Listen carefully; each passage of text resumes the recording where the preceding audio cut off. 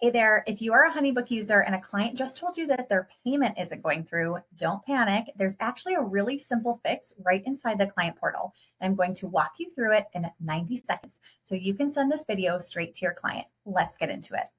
Hey there, in this video, I'm going to show you how to reset your payment methods by logging into the client portal. You can use the direct link to client portal, and also most of your emails will have a link directly to the portal. So usually it's up top here. There's sometimes one down at the bottom, and sometimes you can just click directly in the email. So we're going to use this link. And because HoneyBook uses what's called a magic link, and yes, that is actually the IT definition or IT term for it, it should bring you directly to the portal and you should not even have to log in. Now, sometimes depending on the settings, you might have to do a two-factor authentication. When that happens, you'll get an email like this, and then you'll just click the button and you will be logged into your client portal. All right, once you're logged in, you will see a screen that's something like this. On the side panel here, you're going to want to click on Settings. And then when you scroll down, you'll see Manage Payment Methods. Any of the cards or bank accounts that you've used to previously make a purchase will show up down here, and they usually show up as little squares. And so once you have that in here, you can actually click to delete them or to update them. So for example, if your card expires and you need to update that information, you can do that, or you can delete it.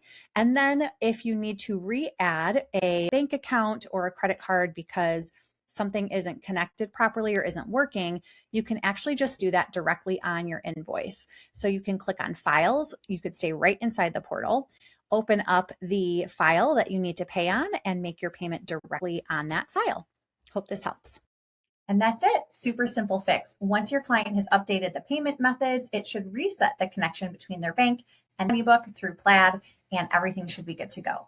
Feel free to send this video directly to your client.